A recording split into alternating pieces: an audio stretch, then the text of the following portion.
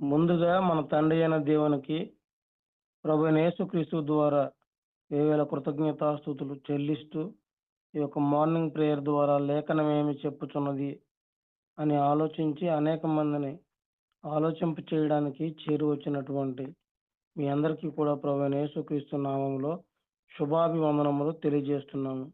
అందరికీ వందనములు. సహోదరులు స్వామి గారి ప్రారంభ ప్రార్థనతో ఈనాటి మార్నింగ్ కార్యక్రమమును ప్రారంభించుకుందాము. తండ్రి అయిన దేవునికి కృతజ్ఞతాస్తుతులు. కూడొచ్చిన మీ అందరికీ యేసుప్రభు నామమున వందనాలని ప్రార్థన చేసుకుందాం. మమ్మల్ని మిక్కిలిగా ప్రేమించే పరలోకన తండ్రి, దయగల ప్రభువా, మీకు నిండి మనసుతో కృతజ్ఞతాస్తుతులు చెల్లించుకుంటున్నా తండ్రి. లేఖనము ఏమి చూపుచున్నది అనేది జ్ఞానకూడిలో మేమందరం కూడుకొని నాయన మిమ్మల్ని మహింపరచుకుంటాకి, ప్రార్థించుకుంటాకి, నాయన మీ వాక్యాలు చెప్పుకుంటాకి మేమందరం కూడుకొని ఈ ఉదయాన్ని నాయన ఉదయం జ్ఞానంలో మమ్మల్ని అందరినీ నాయన బలపరచు తండ్రి. అలాగే ఈ యూట్యూబ్ ద్వారాగా, అలాగే రవి గారు యూట్యూబ్ ద్వారాగా అనేకులకి అంతటికి ఈ ప్రకటించాలని ఎంతో కృషితో చేసిన ఈ కార్యక్రమాన్ని ఫలించేలాగా, అభివృద్ధి అయ్యేలాగా దీవించి ఆస్వాదించండి. అలాగే ప్రజలందరూ ఈ యూట్యూబ్ ద్వారా విని దేవుని మేలు పొందుకునేలాగా దీవించి ఆస్వాదించండి. వినడానికి చెవులు, గ్రహించే జ్ఞానం ప్రతి ఒక్కరికి యూట్యూబ్ ద్వారాగా విన్న వాళ్ళందరికీ కూడా నా ప్రభువా మీ సన్నిధికి వచ్చి ఈ మేలులన్నీ నాయన పొందుకోవాలని దేవుని సంకల్పం అయితే ఉందని తెలుసుకుని ప్రతి ఒక్కరూ నాయన ఈ వాక్యం విని ఫలింపులాగా చెట్టు వలె ఉండి నాయన ఫలింపని చెట్టు నరికి వేసి అగ్నిలో పడవేసేలా కాకుండా మనం అందరూ కూడా సహోదరులు అందరూ ఈ యూట్యూబ్ ద్వారా విని నాయన ఈ చెప్పిన ఈ మీ సేవకులు అనిల్ గారు, అలాగే దేవకరణ్ గారు, అలాగే మన యేసుపాదం గారు ఎంతో ప్రయాసపడి సిద్ధపడి వాక్యం చెప్పడానికి ఎంతో కృషిగా ఉన్నప్పుడు ఈ వాక్యం విన్న ప్రతి ఒక్కళ్ళు కూడా ఫలించే చెట్టులాగా ఉండేలాగున దీవించి ఆస్వాదించండి. అలాగే ఆదరించేంత వరకు మీరే ఉండి కార్యం జరిపించండి. అలాగే పాటలు పాడేవారికి మంచి గాత్రాన్ని అనుగ్రహించండి తండ్రి. వినడానికి చెవులు, గ్రహించే జ్ఞానం మాకు అందరికి అనుగ్రహించండి. వాక్యం చదువుకున్నప్పుడు చక్కగా అందరూ వివరించి బోధించి చదివేలాగా దీవించి ఆస్వాదించండి. ఈ కార్యక్రమం ఆదించేంత వరకు మీరుండి కార్యం జరిపించండి. ఘనత, మహిమ, ప్రభావాలు మీకే కలగమని యేసు నామములో మిక్కిలిగా అడిగి పెట్టుకున్నాం పరమ తండ్రి. ఆమేన్. ప్రార్థన చేసినటువంటి స్వామి గారికి వందనములు తెలియజేస్తున్నాం. ఈ సమయంలో మొదటి పాటగా సహోదరులు సుబ్రహ్మణ్యం గారు పాడి వినిపిస్తారు. రెండవ పాటగా సహోదరులు లాలయ్య గారు పాడి వినిపిస్తారు. తండ్రి అయిన దేవునికి కృతజ్ఞతాస్తుతులు చెల్లించుకొంచు. అలాగే ఈ ఉదయకాల సమయంలో గ్రూప్లో ఉన్న సహోదరులందరికీ కూడా హృదయపూర్వక వందనాలు. మొదటగా తండ్రి అయిన దేవుణ్ణి స్తుతించుకుని ఆయన నామాన్ని గణపరచుకుందాం.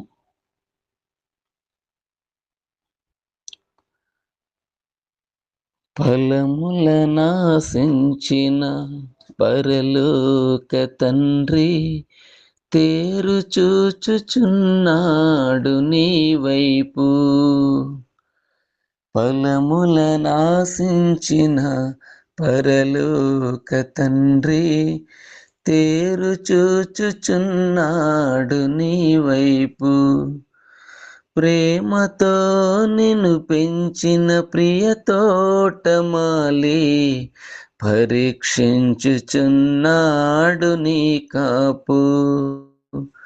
ప్రేమతో నిన్ను పెంచిన ప్రియ తోటమాలి పరీక్షించుచున్నాడు నీ కాపు. ఫలింపకుండుట నీకు న్యాయమా, యజమాని సహనముతో చెలగాటమా. ఫలింపకుండుట నీకు న్యాయమా? యజమాని సహనముతో చెలగాటమా? ఫలముల నాశించిన పరలోక తండ్రి తేరు చూచుచున్నాడు నీ వైపు. ఐగుప్తు నుండి పెరికి తెచ్చినాడు, సంగ ద్రాక్ష తోటలో నిన్ను నాటినాడు. ఐగుప్తు నుండి పెరికి తెచ్చినాడు, సంగ ద్రాక్ష తోటలో నిన్ను నాటినాడు. చుట్టూ త్రవ్వి ఎరువు వేసి నీరు పోసినాడు, చుట్టూ త్రవ్వి ఎరువు వేసి నీరు పోసినాడు. తన స్వాస్యముగా నిన్ను ప్రత్యేకపరచినాడు, తన స్వాస్యముగా నిన్ను ప్రత్యేకపరచినాడు. ఫలింపకుండుట నీకు న్యాయమా? యజమాని సహనముతో చెలగాటమా? ఫలింపకుండుట నీకు న్యాయమా? యజమాని సహనముతో చెలగాటమా? ఫలముల నాశించిన పరలోక తండ్రి తేరు చూచుచున్నాడు నీ వైపు. వెదకినప్పుడు నీ యొద్ద ఫలము లేకయుంటే, ఆకులతో నిన్ను చూసి తండ్రి సంతసించున. వెదకినప్పుడు నీ యొద్ద ఫలము లేకయుంటే, ఆకులతో నిన్ను చూసి తండ్రి సంతసించున. ఇవ్వబడిన సమయములో ఫలింపకుంటే, ఇవ్వబడిన సమయములో వర్ధిల్లకుంటే, మోడు లాంటి నిన్ను ఇంక నరికి వేయకుండున. మోడు లాంటి నిన్ను ఇంక నరికి వేయకుండున. ఫలింపకుండుట నీకు న్యాయమా? యజమాని సహనముతో చెలగాటమా? ఫలింపకుండుట నీకు న్యాయమా? యజమాని సహనముతో చెలగాటమా? ఫలముల నాశించిన పరలోక తండ్రి తేరు చూచుచున్నాడు నీ వైపు. ప్రేమతో నిన్ను పెంచిన ప్రియ తోటమాలి పరీక్షించుచున్నాడు నీ కాపు. ప్రేమతో నిన్ను పెంచిన ప్రియ తోటమాలి పరీక్షించుచున్నాడు నీ కాపు. ఫలింపకుండుట నీకు న్యాయమా? యజమాని సహనముతో చెలగాటమా? ఫలింపకుండుట నీకు న్యాయమా? యజమాని సహనముతో చెలగాటమా? ఫలముల నాశించిన పరలోక తండ్రి తేరు చూచుచున్నాడు నీ వైపు. అందరికి వందనాలు.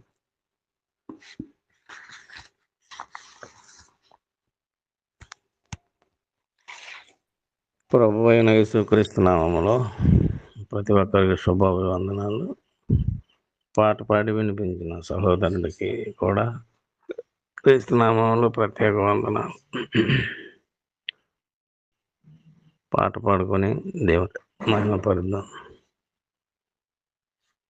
భజింతుము నిన్ను జగదీశ శ్రీ యేసనా రక్షణకర్త.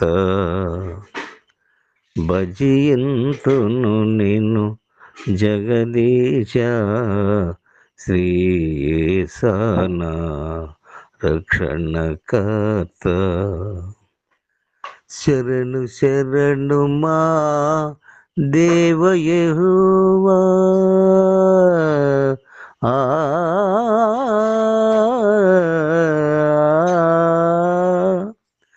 శరణు శరణు మా దేవ యెహోవా, మహిమాన్విత స్థిర జీవనిధి.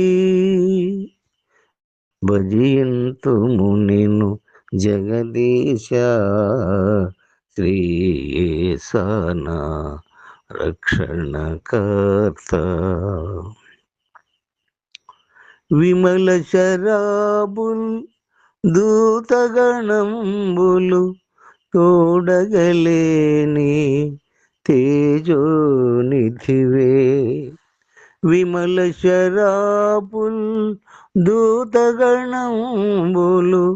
చూడగలేని తేజోనిధివే. మా అగములకై శిలువ మానుపై దీనుడవై మరణించితివే. మాగములకై శిలువ మానుపై దీనుడవై మరణించితివే. శరణు శరణు మా దేవ యెహోవా, మహిమాన్విత స్థిర జీవనిధి. భజియంతుము నిన్ను జగదీశ శ్రీయేసన రక్షణకర్త.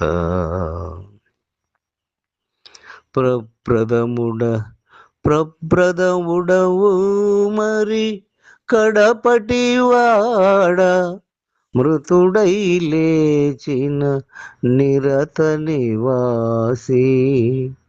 ప్రప్రదముడవు మరి కడపటి వాడ, మృతుడై లేచిన నిరత నివాసి. నీ భజనయే మా జీవాధారం, జేకొనువే మా స్తుతియోపం.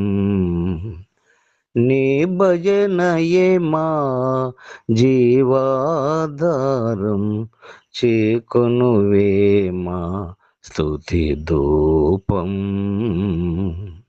శరణు శరణు మా దేవ యెహోవా, ఆ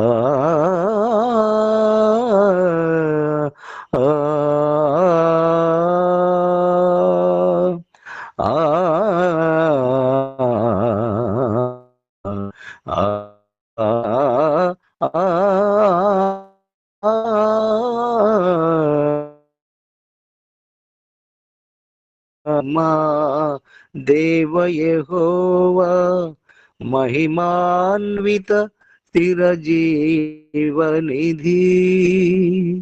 మహిమాన్విత స్థిర జీవనిధి. భజియంతుము నిన్ను జగదీశ శ్రీయేసమ రక్షణకర్త. వందనాలయ్యా, వందనాలు. ఇప్పటి వరకు చాలా చక్కగా దేవుడు వారికి అనుగ్రహించినటువంటి గాత్రమును బట్టి చక్కగా దేవుని నామమును మహింపరిచినటువంటి సహోదరులు ఇరువురికి కూడా ప్రత్యేకంగా వందనములు తెలియజేస్తున్నాము. సంఖ్యాకాండము 21వ అధ్యాయమును వాక్యపట్న భాగంగా మనం చదువుకుందాము.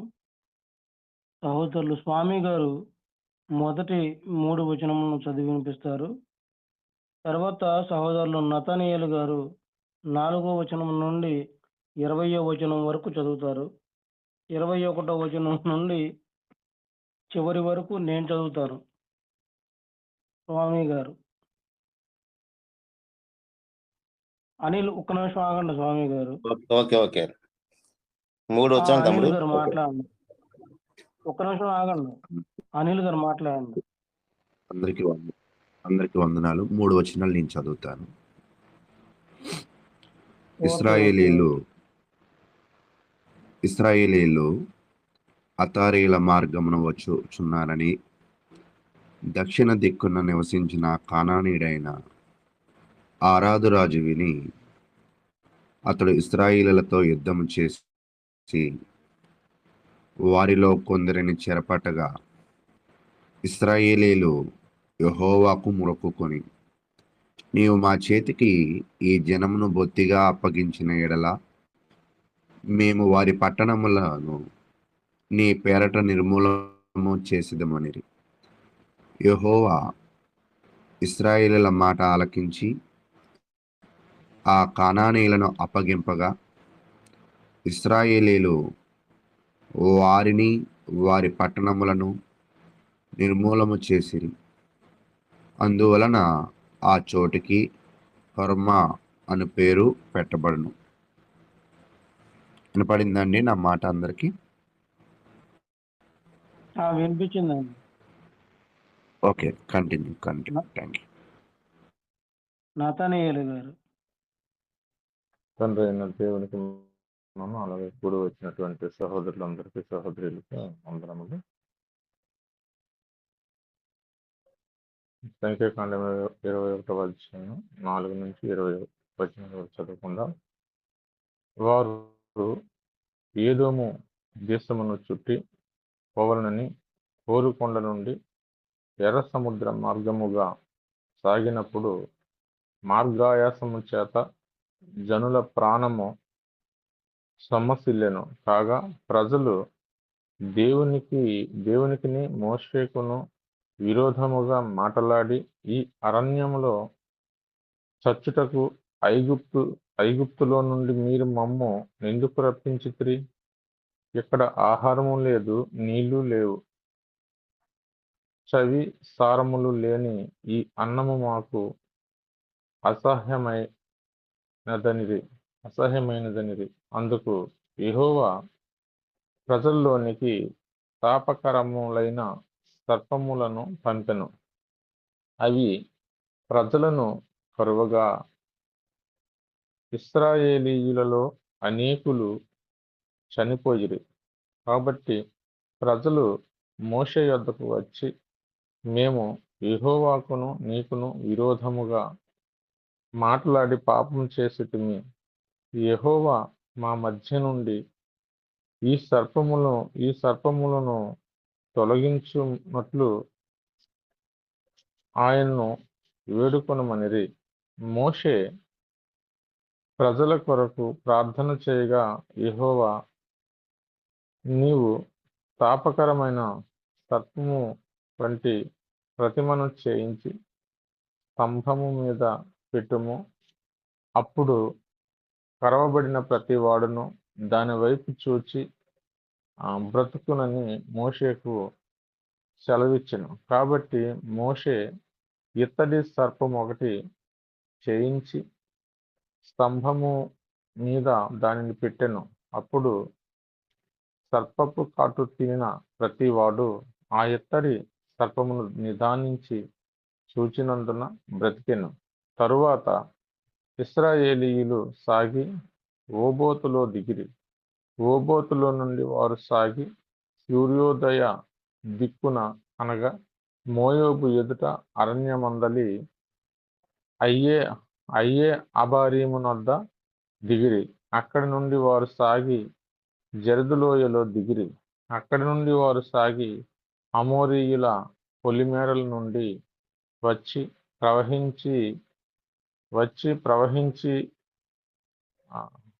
ప్రవహించి అరణ్యమందు సంచరించు ఆర్నోను అద్దరిని దిగిరి. ఆర్నోను మోయాబీయులకును అమోరీయులకును మధ్య నుండు మోయాబు సరిహద్దు. కాబట్టి యెహోవా సుడిగాలి చేతనైనట్టు వాహేబును ఆర్నోనులో పడు ఏరులను 6 దేశ నివాస స్థలమునకు తిరిగి మోయాబు ప్రాంతములకు సమీపముగా ప్రవహించు ఏరుల మడుగులను పట్టుకొనిన మాట యెహోవా యుద్ధముల గ్రంథములో వ్రాయబడి ఉన్నది. అక్కడి నుండి వారు బెయేరుకు వెళ్ళిరి. యెహోవా జనులను పోగు చేయుము. యెహోవా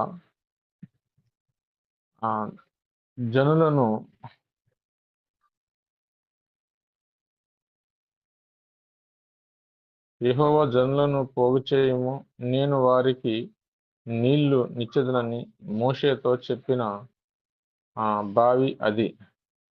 అప్పుడు ఇశ్రాయేలీయులు ఈ పాట పాడిరి. బావి ఉబుకుము, దాని కీర్తించుడి. బావి ఏలికలు దాన్ని త్రవ్విరి. తమ అధికార దండముల చేతను కర్రల చేతను జనుల అధికారులు దాన్ని త్రవ్విరి. వారు అరణ్యం నుండి మత్తాను నుండి నహలీయేలు నుండి బామోతుకును, మోయాబు దేశమందలి లోయలోనున్న బామోతు నుండి ఎడారికి ఎదురుగానున్న పిస్గా కొండకు వచ్చిరి. అందరికీ వందనాలు.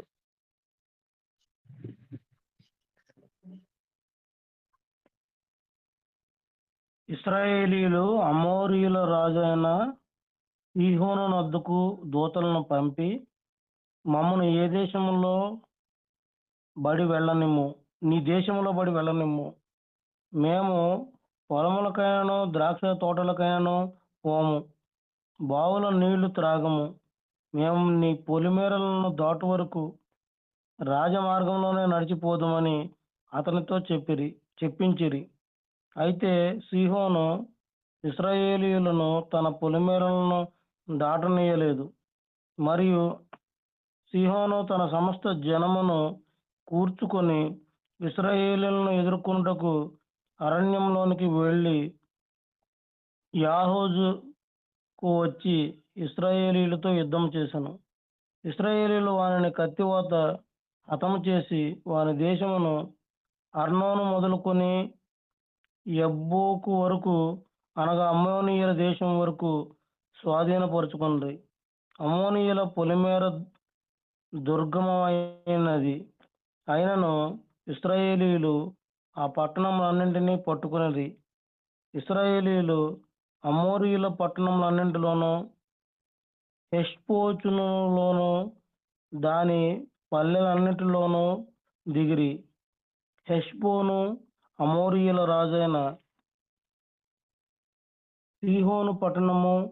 అతడు అంతకు మునుపు మోయాబు రాజుతో యుద్ధం చేసి అర్నోను వరకు వాని దేశమంతయు పట్టుకునెను. కాబట్టి సామెతలు పలుకు కవులు ఇట్లు చెప్పుదురు: హెష్బోనుకు రండి, సీహోను పట్టణమును కట్టవలెను, దానిని స్థాపింపవలెను. హెష్బోను నుండి అగ్ని బయలు వెళ్ళెను, సీహోను పట్టణం నుండి జ్వాలలు బయలు వెళ్ళెను. అది మోయాబునకు చేరిన 6 దేశమును కాల్చెను. అర్నోను యొక్క ఉన్నత స్థలముల ప్రభువులను కాల్చెను. మోయాబు నీకు శ్రమ, కేమేషు జనులారా మీరు నశించితిరి. తప్పించుకొనిన తన కుమారులను తన కుమార్తెలను అతడు అమోరీయుల రాజైన సీహోనుకు చెరగా ఇచ్చెను. వాటి మీద గురిపెట్టి కొట్టితిమి. దీబోను వరకు హెష్బోను నశించెను, నోఫహు వరకు దాన్ని పాడు చేసితిమి. అగ్ని వలన మెదేబా వరకు పాడు చేసితిమి. అట్లు ఇశ్రాయేలీయులు అమోరీయుల దేశములో దిగిరి. మరియు యాజేరు దేశమును సంచరించి చూచుటకై మోషే మమ్ములను పంపగా వారు దాని గ్రామములను వశము చేసుకొని అక్కడనున్న అమోరీయులను తోలివేసిరి.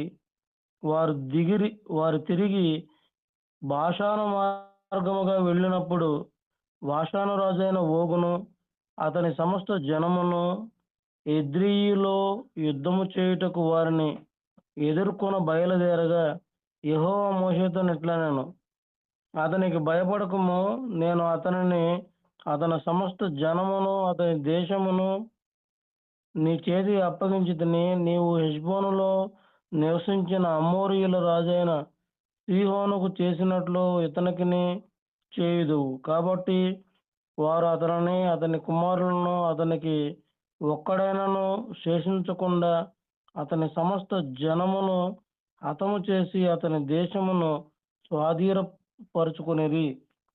సహోదరులు, అనిల్ గారు ఈ యొక్క అధ్యాయం అంతటిని వివరించవలసిందిగా కోరుకుంటూ ఆహ్వానిస్తున్నాము. తండ్రి అయిన దేవునికి కృతజ్ఞతాస్తుతులు. కుడి వచ్చిన సహోదరి సహోదరులకు ప్రభు నామమున వందనాలు. మనము సంఖ్యాకాండము 21వ అధ్యాయాన్ని మనం పరిశీలన చేస్తూ ఉన్నాం. 21వ అధ్యాయంలో మనం ఈ సంఖ్యాకాండములో గతంలోనే చదివాం. ఇంచుమించుగా 38 సంవత్సరముల చరిత్ర అంతా కూడా ఈ సంఖ్యాకాండంలో ఉన్నది. ఎప్పుడైతే చరిత్రను మనం బాగా తెలుసుకోగలుగుతామో, చరిత్రలో ఉన్న బలహీనతలను తెలుసుకోగలుగుతాము.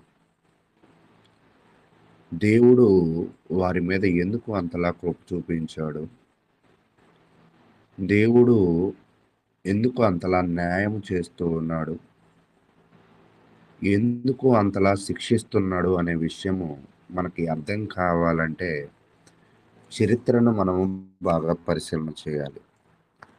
నిజముగా ఈ ఉదయకాలము ఇటువంటి చరిత్రను ధ్యానించుకునే గొప్ప అవకాశం దేవుడు మనకి ఇచ్చాడని నేనైతే ఆశిస్తూ ఉన్నాను.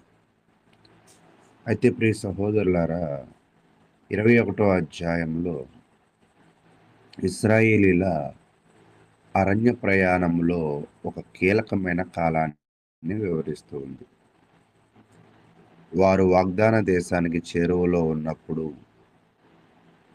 పాపము, దైవిక తీర్పు, పశ్చాత్తాపము మరియు దేవుని దయ అనే ఇటువంటి విషయాలను గురించి మనం చూస్తున్నాం. ముందుగా పాపము, ఆ పాపానికి దేవుడు ఇచ్చే తీర్పు, ఆ తీర్పును తట్టుకోలేక వాళ్ళు పశ్చాత్తాప పొందడం, వాళ్ళు పొందిన పశ్చాత్తాపాన్ని బట్టి దేవుడు వారి మీద మరలా దయ చూపించడము అనే ఈ విషయాలు ఈ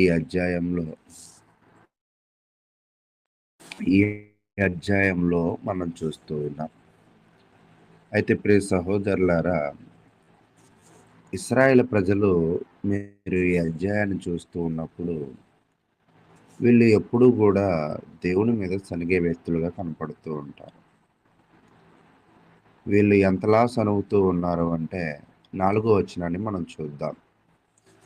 వారు యోదెము దేశమును చుట్టిపోవాలని హోరు కొండ నుండి ఎర్ర సముద్రముగా సాగినప్పుడు మార్గ ఆయాసము చేత జనులు ప్రాణము సమస్యలను. మనిషి ఎప్పుడు తన పరిస్థితులు కంఫర్ట్ జోన్లో ఉన్నప్పుడు, సుఖమైన పరిస్థితిలో ఉన్నప్పుడు ఎప్పుడు దేవుని సనుక్కోడు. మనిషి ఎప్పుడు సనుక్కునేవాడిగా ఉంటాడంటే అతను పొందవలసింది ఏదో పొందలేనప్పుడు, తన శరీరము కష్టపడినప్పుడు తను సొనిగే పరిస్థితులు కనబడుతూ ఉంటాయి. మనం గతంలో కూడా చూసాం. ఈ సనిగే వాళ్ళని బైబిల్ ఏమందంటే రెబల్స్ అని అంది. రెబల్ అంటే ఏదో గొప్ప పదం అనుకుంటూ ఉంటాం, కానీ రెబల్ అంటే అధికారాన్ని తిరస్కరించడం, అధికారులకు వ్యతిరేకంగా వ్యవహరించడము రెబల్స్ అని వాడాడు. ఇశ్రాయేల్ ప్రజలు ఎప్పుడు కూడా రెబల్సే. ఎప్పుడు కూడా దేవుడి మీద సనగడము, మోషే అహరోన్లు మీద సనగడం. ఇప్పుడైతే అహరోన్ కూడా చనిపోయాడు. 20వ అధ్యాయంలో అహరోను చనిపోయాడు. 20వ అధ్యాయంలో మిరియాము చనిపోయింది. వీళ్ళ ప్రయాణం ప్రారంభమైంది. అయితే ఇప్పుడు మోషే నాయకుడుగా ఉన్నాడు, కానీ ఆ మోషేకి బలముగా ఉండే అహరోను మిరియాములు లేరు ఇప్పుడు. ఇలాంటి పరిస్థితుల్లో కూడా ఇశ్రాయేలు ప్రజలు ఏం చేశారంటే 5వ వచనం, కాగా ప్రజలు దేవునికి మోషేకును విరోధముగా మాట్లాడి ఈ అరణ్యంలో చచ్చుటకు, అంటే ఎప్పుడు కూడా వీళ్ళు అక్కడ చచ్చిపోతున్నాము, అక్కడ ఇబ్బంది పడుతూ ఉన్నాము అంటేనే దేవుడు ఐగుప్తు దేశం నుంచి వీళ్ళని విడిపించిన తర్వాత ఈరోజు దేవుడిస్తున్న ఆహారము, దేవుడు చూపిస్తున్న మార్గము వాళ్ళకి అసహ్యమైంది. అంటే దానిని ద్వేషిస్తూ ఉన్నారు. అంటే దేవుడి ఆలోచనలను, దేవుడి ప్రక్రియను వాళ్ళు ద్వేషిస్తున్న పరిస్థితిని మనమైతే చూస్తాం. కాబట్టి 1 నుంచి 3 వచనాలు మనం చూస్తున్నప్పుడు, కానాను దేశంలోనికి ఆరాదు రాజు ఇశ్రాయేలుపై దాడి చేస్తాడు. కానాను దేశంలోని ఆరాదు రాజు ఇశ్రాయేలుపై దాడి చేస్తాడు. కొందరిని చెరలోకి తీసుకువెళ్తాడు. ఇశ్రాయేలీలు దేవునికి మొరపెట్టుకుని ఇలా ప్రమాణం చేశారు, ఈ జనాన్ని మా చేతికి అప్పగిస్తే వారి పట్టణములను నాశనం చేస్తాం. అంటే వీళ్ళు ఎంత క్యారెక్టర్స్ని పద్దపద్దాక మార్చుకుంటూ ఉన్నారంటే, కొంతమంది కూడా విశ్వాసం స్టాండర్డ్గా ఉండదు, గంటకొకలా మాట్లాడుతూ గంటకొకలా ప్రవర్తిస్తూ ఉంటారు. ఇశ్రాయేల్ ప్రజలు కూడా వీళ్ళకి ఆపద రాగానే ఎవరి దగ్గరికి వెళ్ళిపోయారంటే దేవుడి దగ్గరికి వెళ్ళిపోయి, అయ్యా వీళ్ళను నువ్వు అవకాశం ఇస్తే, నువ్వు మా చేతికి అప్పగిస్తే వీళ్ళందరినీ నాశనం చేస్తాము అన్నాడు. అక్కడ ఒక పదాన్ని వాడతాడు అనమాట, హెర్మో అని, అంటే అర్థము నాశనం. దేవునిపై ఆధారపడినప్పుడు శత్రువులపై విజయం వస్తుంది. కాబట్టి వీళ్ళు దేవుని మీద ఆధారపడడం అనేది ఇక్కడ ప్రారంభించినట్లుగా మనం చూస్తూ ఉన్నాం. తర్వాత 4 నుంచి 9 వచనాలు అగ్ని సర్పాల శిక్ష. మొట్టమొదటిగా ఏమిచ్చాడంటే విజయాన్ని ఇచ్చాడు. రెండోది ఇప్పుడు వీళ్ళకి శిక్షణ ఇస్తున్నాడు. ఎందుకు శిక్షణ ఇస్తూ ఉన్నాడంటే, వీళ్ళు ఎప్పుడు సనిగేవారుగా ఉంటున్నారు కాబట్టి దానిని బట్టి శిక్షణ ఇస్తూ ఉన్నారు. వీళ్ళ యొక్క విశ్వాసము, నమ్మకము ఎప్పుడు స్టాండర్డ్గా లేదు కాబట్టి, స్థిరముగా లేదు కాబట్టి వీళ్ళ వ్యక్తిత్వాన్ని బట్టి దేవుడు వీళ్ళని శిక్షించే ప్రక్రియలో ముందుకు వెళ్ళాడు. ఈ అధ్యాయంలో అత్యంత ప్రసిద్ధమైన సంఘటన ఇక్కడ చూస్తూ ఉంటాం. ఏం జరిగింది అంటే, ప్రజలు ప్రయాణంలో అసహనాన్ని వ్యక్తపరిచారు. వాళ్ళు రెబల్స్గా మాట్లాడారు. వాళ్ళ అధికారాన్ని తృణీకరించారు. దేవునిని, మోషేని విమర్శించారు. ఎప్పుడు విమర్శించే పనే. ఈరోజు నిజంగా క్రైస్తవులుగా మనము విమర్శించడంలో చాలా వెనక ఉండాలి. అసలు ఒకవేళ సాధ్యపడితే 99% మనం ఎవరిని విమర్శించకపోవడం చాలా మంచిది. సాధ్యమైతే 100కి 100% విమర్శించకపోవడం ఇంకా మంచిది. అయితే ఇక్కడ వీళ్ళు ఎప్పుడైతే విమర్శిస్తూ ఉన్నారో వాళ్ళ హృదయ స్థితి దేవుడికి అర్థమైపోయింది. వాళ్ళ మాట తీరును బట్టి దేవుడికి అర్థమైపోయింది, వీళ్ళని నేను ఎంత కాపాడినా కూడా వీళ్ళ వ్యక్తిత్వాలను మార్చుకోవడం లేదు కాబట్టి అని. దేవుడిచ్చిన మన్నా ఆహారము, అంటే దేవదూతలు తినే అనే గొప్ప ఆహారాన్ని తిని తిని విసుగు పుట్టింది వీళ్ళకి. తినే ఆహారాన్ని బట్టి, తాగే నీళ్ళను బట్టి, ఉండే ప్రయాణాన్ని బట్టి ఇసుగు పుట్టింది. అంటే వీళ్ళు ఏమనుకుంటూ ఉన్నారంటే, దేవుడిస్తున్న విలువైన దానిని వాళ్ళు గ్రహించక మరి వీళ్ళు సనిగే వ్యక్తులుగా ఉన్నారు. అయితే ఇటువంటి వారికి దేవుడు ఎలాంటి తీర్పు ఇచ్చాడంటే, దేవుడు వారి మధ్యకు అగ్ని సర్పాలను పంపించాడు. ఈ అగ్ని సర్పాలు ఇంతకు విసుక్కున్నారు కదా, సనిగారు కదా, ఎవరైతే విమర్శించారు కదా, ఎవరైతే రెబల్స్ అని ఫీల్ అయ్యారు కదా, మీరు చూడండి, ఎవరినైతే 10 తెగుళ్ళ నుంచి కాపాడాడో, ఎవరినైతే ఎర్ర సముద్రం నుంచి కాపాడాడో, ఎవరినైతే ఐగుప్తు దేశంలో నుంచి నడిపించాడో అనేకులను దేవుడే చంపేస్తూ ఉన్నాడు. ఆల్రెడీ చెప్పాడు ఏమని, నేను మీతో వస్తే మీరు అందరూ చచ్చిపోతారు, ఎందుకంటే మీరు సరైన వాళ్ళు కాదు ఆ, అని మోషేతో దేవుడు తెలియజేయడం కూడా మనం వింటూ ఉంటాం. కాదయ్యా, నువ్వు ఖచ్చితంగా మాతో రావాల్సిందే అని మోషే ప్రజలు వేడుకుంటారు. అయితే వేడుకున్నప్పటికీ కూడా దేవుడు తన మనసు మార్చుకుని వచ్చాడు. కానీ వీళ్ళ మనసులు, వీళ్ళ విశ్వాసాలు, వీళ్ళ నమ్మకాలు మారల ప్రజలది. కాబట్టి దేవుడు అగ్ని సర్పాల ద్వారా శిక్షించాడు. అనేక మందిని కాటు వేసిన సందర్భం. మొన్నేమో 250 మంది చనిపోయారు. తర్వాత 7,000 మంది చచ్చిపోయారు. ఇప్పుడేమో సర్పంతో చచ్చిపోతూ ఉన్నారు. క్రమేపీ చాలా మంది చనిపోతూ ఉన్నారు. చనిపోవడానికి గల కారణం చూడండి, పాపం వలన మరణం వచ్చును అని అంటూ ఉంటారు కదా. నిజంగా వీళ్ళ జీవితాల్లో కూడా మరణం ఎలా వస్తుంది అంటే, వీళ్ళు చేస్తున్న భౌతికపరమైన పాపమే. ఆ పాపమే వాళ్ళని కానాను నడిపించడం లేదు. ఆ అపనమ్మకమే, ఆ యొక్క రెబల్ స్వభావమే వారి జీవితాల్ని నాశనం చేస్తుంది. నిజంగా మన జీవితాలు కూడా నాశనం కాకూడదు అంటే మనం ఎలా ఉండాలో ఒకసారి ఆలోచన చేయండి. అయితే ఈ చనిపోయిన తర్వాత మరలా వీళ్ళకి బుద్ధి వచ్చింది.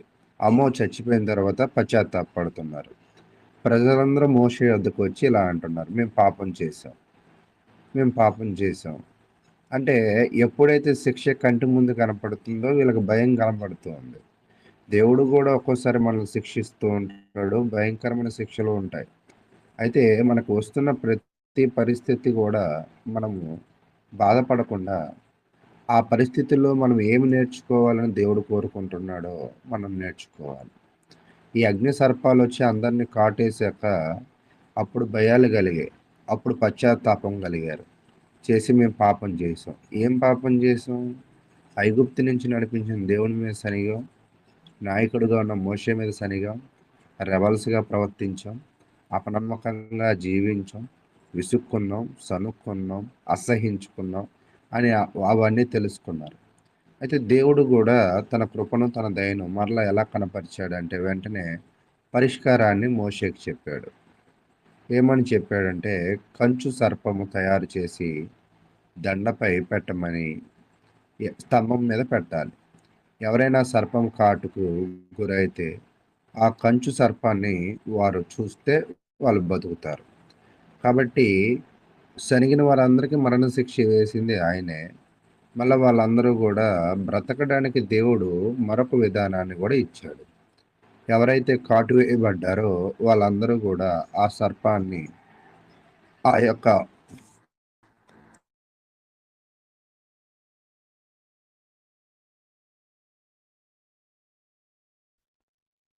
అనిల్ గారు, మీ వాయిస్ వినిపించట్లేదండి.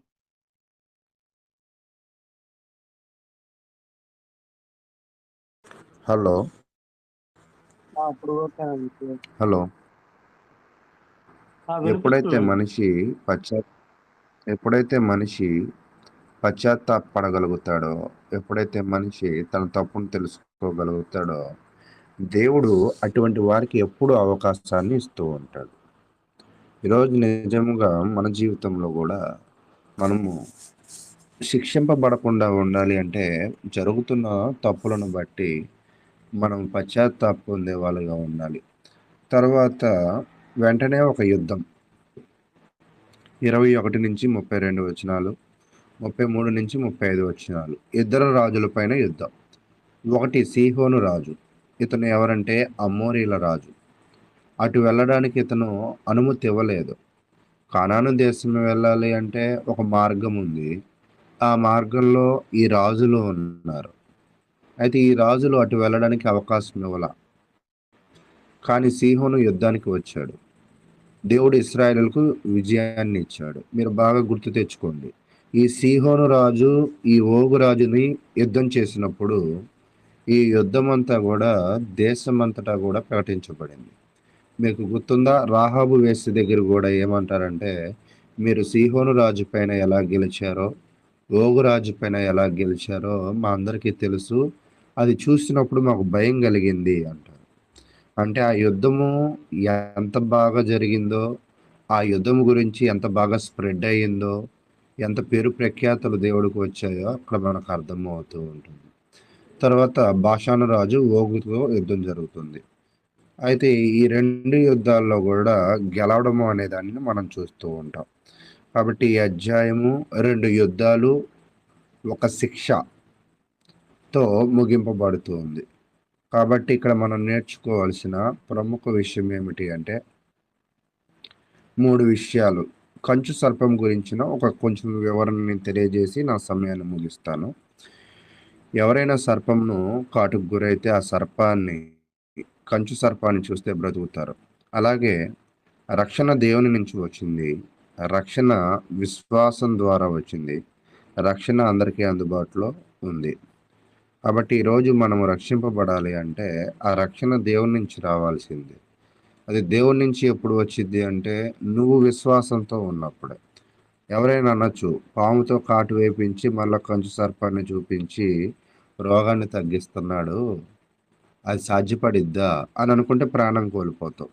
ప్రాణం కాపాడుకోవాలంటే ఖచ్చితంగా మళ్ళీ కంచు సర్పాన్ని వెళ్ళి చూస్తే నీకు విశ్వాసం, దానిని ఏమంటారంటే విశ్వాసం. కాబట్టి అది అందరికీ అందుబాటులో ఉంచడానికి ఆయన ఎక్కడ ఉంచాడంటే స్తంభం మీద పెట్టినట్లుగా మనం చూస్తూ ఉన్నాం. కాబట్టి ఇంకా చాలా విలువైన విషయాలు ఉన్నాయి, కానీ మరి సమయం ముగింపబడింది కాబట్టి నేను ముగిస్తూ ఉన్నాను.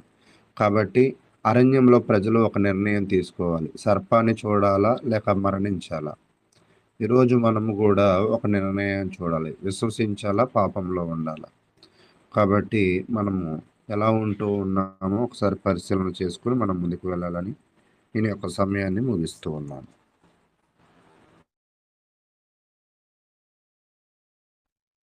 ఇప్పటి వరకు చాలా చక్కటి విషయాలు నేర్పించినటువంటి సహోదరులు అనిల్ గారికి ప్రత్యేకంగా వందనములు తెలియజేస్తున్నామండి. సహోదరులు ఇశ్రాయేలీయుల విషయమై తెలియజేసినటువంటి ఒక మాట, రెబల్స్ అన్నారు, అంటే తిరుగుబాటుదారులని తెలియజేశారు.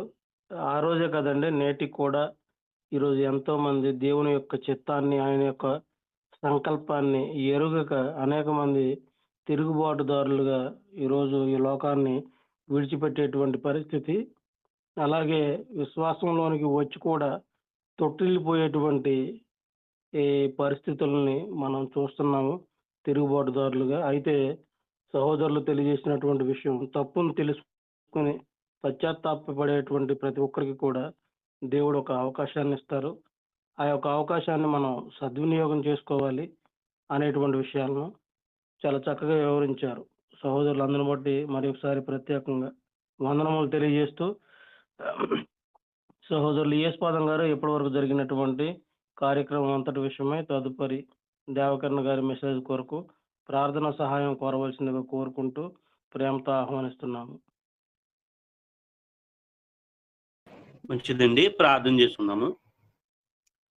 మమ్మల్ని మిక్కిలిగా ప్రేమించిన ప్రియ పరలోకపు తండ్రి, మీ ఘనమైన ఉన్నతమైన మహోన్నతమైన నామానికి మీ ప్రియకుమారుడును మా ప్రభువును రక్షకుడైన యేసుక్రీస్తు నామంలో మీకు స్తుతులు, స్తోత్రములు, కృతజ్ఞతలు తెలియజేసుకుంటున్నాం తండ్రి.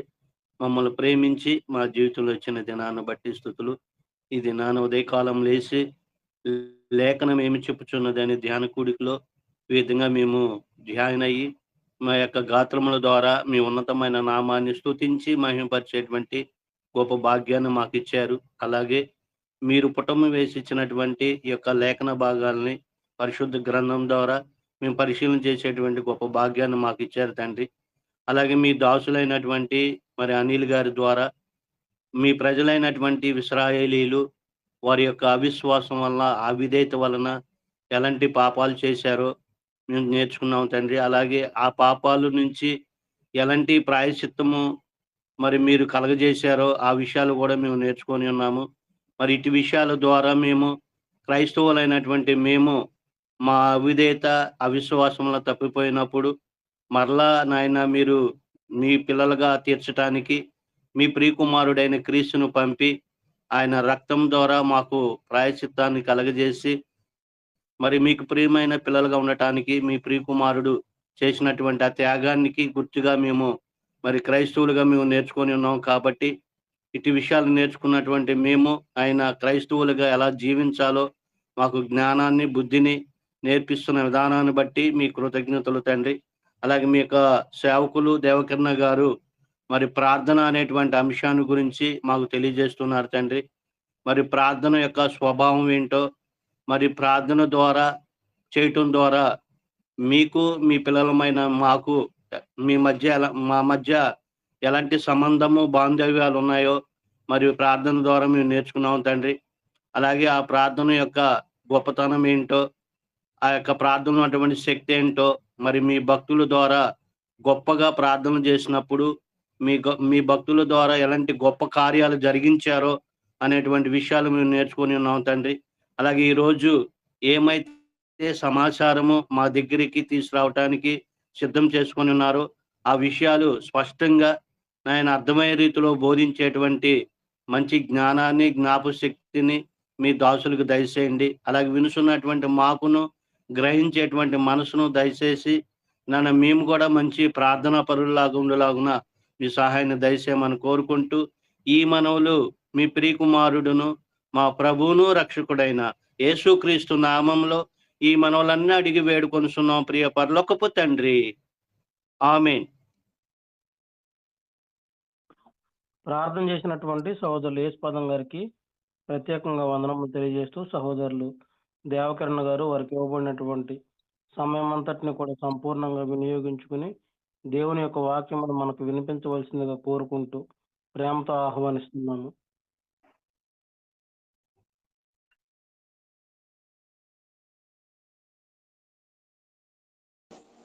ఈ ఉదయకాల సమయంలో మరొక శ్రేష్టమైన దినమును మనకు అనుగ్రహించి మనందరూ క్షేమముగా ఈ ఉదయకాలపు కోరికకు నడిపించిన మన తండ్రి అయిన దేవునికి నా కృతజ్ఞతాస్తుతులు చెల్లిస్తూ ఉన్నాను. అలాగే వాక్యమును వినుటకు సిద్ధముగా ఉన్న ప్రియ సహోదరి సహోదరులందరికీ కూడా నా హృదయపూర్వకమైన వందనములు తెలియజేస్తూ ఉన్నాను. ప్రియమైన వారులారా, గడిచిన దినము మనము దేవుని యొక్క వాక్యము నుండి ప్రార్థన అనే అంశాన్ని ధ్యానిస్తూ తండ్రి వద్దకు బిడ్డగా వెళ్ళటము ప్రార్థన అని మనం చెప్పుకున్నాము. అంటే ఒక బిడ్డ తన అవసరతల కొరకు తండ్రి యొద్దకు ఎలా వెళ్తాడో అలా వెళ్ళి దేవుని సన్నిధిలో ఆయన అంటే ఒక కుమారుడు ఏ విధంగా ప్రార్థిస్తాడో అలాగా ప్రార్థించటం, ఆ రిలేషన్తో ప్రార్థించడం ప్రార్థన. ఈరోజు రెండో పాయింట్ మనం చెప్తున్నాం. తండ్రి వద్ద బిడ్డగా ఏడవటం ప్రార్థన అంటే ఒక బిడ్డ తండ్రి వద్దకు వెళ్ళి తనకు కావలసిన వస్తువు కొరకు ఎంతలా ఏడుస్తాడో, మారం చేస్తాడో, ఏడ్చి ఎలాగైనా దానిని పొందేంత వరకు కూడా విపరీతంగా ఏడుస్తాడు. అలాగా తండ్రి వద్ద ఒక బిడ్డగా ఏడవటం ప్రార్థన. ఏ పిల్లలు కూడా ఇతరుల దగ్గరికి వెళ్ళి ఏడవరు, కన్నీళ్లు విడవరు, మారం చేయరు. కేవలం వారు వారి తండ్రి దగ్గర మాత్రమే ఏడుస్తారు. కీర్తన గ్రంథాన్ని ఒకసారి మనం చదువుకున్నట్లయితే 39వ కీర్తన 12వ వచనము మనం చదువుకున్నాం. అక్కడ ఇలా రాయబడి ఉంటుంది. 39వ కీర్తన 12వ వచనం, యెహోవా నా ప్రార్థన ఆలకింపుము, నా మొర్రకు చెవియొగ్గుము, నా కన్నీళ్లు చూచి మౌనముగా ఉండకుము. నీ దృష్టికి నేను అతిథి వంటి వాడను, నా పితరులందరి వలె నేను పరవాసినై ఉన్నాను. ఇక్కడ దావీదు ప్రార్థన చేస్తూ నా కన్నీళ్లు చూచి మౌనముగా ఉండకుము అంటాడు. కనుక ఒక బిడ్డ ఏ విధముగా తండ్రి యొక్క కన్నీళ్లు విడుస్తాడో అలాగా తండ్రి యొద్దకు వెళ్ళి కన్నీరు విడుచుచు ప్రార్థించే ఒక గొప్ప ప్రార్థన. అలాగే యెషయా గ్రంథం 38వ అధ్యాయం 3వ వచనాన్ని కూడా మనం చదువుకుందాం.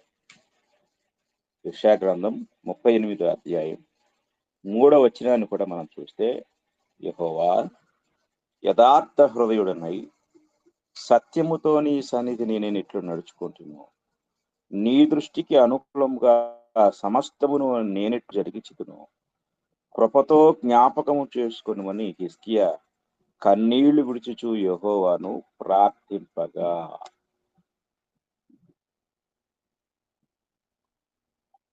హిజ్కియా యొక్క ప్రార్థన ఇక్కడ మనకు కనబడుతుంది.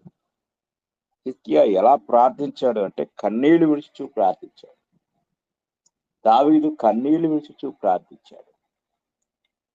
అంటే వీరి కన్నీటి ప్రార్థన దేవుని యొక్క జవాబును పొందుకున్నట్లుగా మనం చూడగలం. నీవు బ్రతుకవు అని చెప్పిన దేవుడే నీకు మరలా 15 సంవత్సరముల ఆయుష్నిస్తాను అని తన మనసు మార్చుకొని ఆయన ఏ విధముగా స్వస్థపరిచాడో ఆ ప్రార్థనలో మనకు కనపడుతుంది. కనుక ప్రార్థన అంటే ఒక బిడ్డ తండ్రి దగ్గరకు వెళ్ళి ఆ తండ్రి దగ్గర బిడ్డగా ఏడవటం ప్రార్థన. అంటే ఒకటి తండ్రి వద్దకు బిడ్డగా వెళ్ళటం, 2 తండ్రి వద్ద బిడ్డగా ఏడవటం. అలాగే 3వ పాయింట్ మనం చూసినట్లయితే తండ్రితో ఉండాలని కోరుకునే బిడ్డ ప్రార్థన. ప్రార్థన అంటే తండ్రితో ఉండాలని కోరుకునే బిడ్డగా ప్రార్థించటం. జాగ్రత్తగా మనం ఆలోచించవలసిన వారిని ఉన్నాం.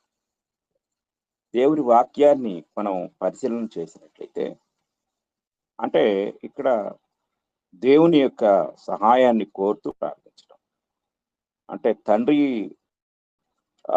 సహాయాన్ని ఒక కుమారుడు ఏ విధంగా కోరుకుంటాడో, నా తండ్రి నాకు సహాయం చేయమని అలాగ చేసే ప్రార్థన మరి ఇక్కడ మనం చూస్తూ ఉన్నాం. అంటే మనము ఒక రిలేషన్తో వెళ్తాం, తండ్రి అనే రిలేషన్తో. రెండవది తండ్రి అనే రిలేషన్తో ఆయన దగ్గర ఏడుస్తూ ఉంటాం. అంటే మనం జాగ్రత్తగా పరిశీలించినప్పుడు రెండవది తండ్రి వద్దకు వెళ్ళి ఏడవటం అనే దానికంటే ముందు తండ్రి వద్దకు ఏ సంబంధంతో వెళ్తామనేది ప్రాముఖ్యం.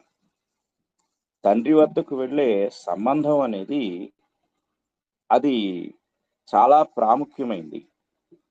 ఆ సంబంధమే తండ్రితో మనకుండే బాంధవ్యాన్ని, ఆయన మనను అంగీకరించే విధానాన్ని స్పష్టంగా తెలియజేస్తూ ఉంటుంది.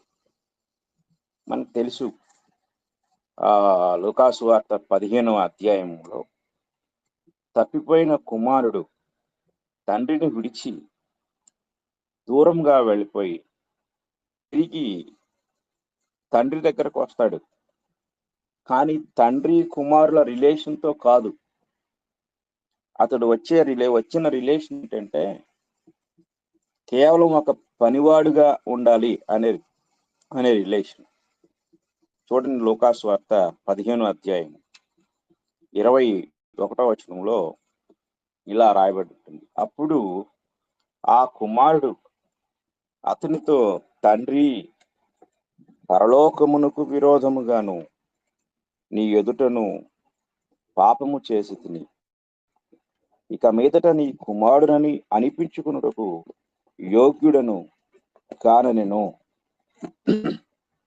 అయితే తండ్రి తన దాసులను చూచి ప్రశస్త వస్త్రము త్వరగా తెచ్చి వీనికి కట్టి వీరి చేతికి ఉంగరం పెట్టి పాదములకు చెప్పులు తొడిగించుడి. అంటే ముఖం చల్లటం లేదు. ముఖము చల్లని వానిగా ఆ కుమారుడు ఫీలైపోయాడు. కానీ తండ్రి అయితే తన కుమారుని పట్ల కుమారుడు అనే రిలేషన్ తోటే ఆయన్ని స్వీకరిస్తున్నాడు. కుమారుడు తప్పిపోయినా, లేక తండ్రి ఇంటిని విడిచిపెట్టినా, లేక తండ్రిని దూషించినా ద్వేషించినా అతడు ఎప్పటికీ కుమారుడే. ఇది మనం గ్రహించాలి. నేను నీ కుమారుడును కాను అని చెప్పినంత మాత్రాన తండ్రి కుమారునిగా ద్వేషించడం లేదు, కుమారునిగానే స్వీకరిస్తున్నాడు. మనం మన పరలోకపు తండ్రి యొక్క కుమారులం, ఆయన బిడ్డలము. మనము ఆయన సన్నిధికి లేక ఆయన యొద్దకు రావడమే ఆయన కోరుకుంటూ ఉన్నాడు. ఆయన యొద్దకు మనం వచ్చినప్పుడు సంబంధం పునరుద్ధరించబడుతుంది. ఏదేను తోటలో తెగిపోయిన సంబంధము, తండ్రి కుమారుల సంబంధము క్రీస్తునందు తిరిగి పునరుద్ధరించబడింది. అలాగా ఈరోజు మనము దేవుని సన్నిధికి ప్రార్థించుటకు వెళ్ళినప్పుడు మనము అవసరాలు అడుక్కునే వారంగా కాదు, అంటే పరాయి వారి దగ్గరికి వెళ్ళి సహాయం అడుగుతూ ఉంటాం, అలాంటి భావంతో కాకుండా, ఏదో ఆ అవసరం తీర్చుకొని పక్కకు వెళ్ళే వారంగా కాకుండా, ఒక తండ్రికి కుమారులుగా మనం ఆయన దగ్గరికి రావాలి. ఒక తండ్రి కుమారులుగా ఆయన దగ్గర ఏడవాలి, మారాం చేయాలి. అప్పుడు ఆయన ఆ రిలేషన్ బట్టి, అంటే మనము ఆయన బిడ్డలము అనే రిలేషన్ బట్టి ఆయనకున్నవన్నీ మనకు అనుగ్రహించడానికి మనకు హక్కు ఉంది, అవకాశం ఉంది. అయితే తండ్రి వద్దకు బిడ్డగా వెళ్ళాలి అంటే ముందు మనం ఆయన కుమారులం కావాలి. ఆయన కుమారులం ఎలా అవుతామంటే క్రీస్తునందు తిరిగి జన్మించుట ద్వారానే ఆయన కుమారులం అవుతాం. కనుక రెండు విషయాలు గ్రహించాలి మనం ఇక్కడ. క్రీస్తునందు తిరిగి జన్మించని వాడు కుమారుడు అనే రిలేషన్తో ఆయన దగ్గరికి వెళ్ళలేడు. క్రీస్తునందు జన్మించిన వాడు మాత్రమే ఆయనకు కుమారుడు అవుతాడు. గలతీ పత్రిక 4వ అధ్యాయం మనం చదువుకున్నట్లయితే 4వ వచనం నుండి చదువుకుందాం. గలతీ పత్రిక 4వ అధ్యాయం 4వ వచనం.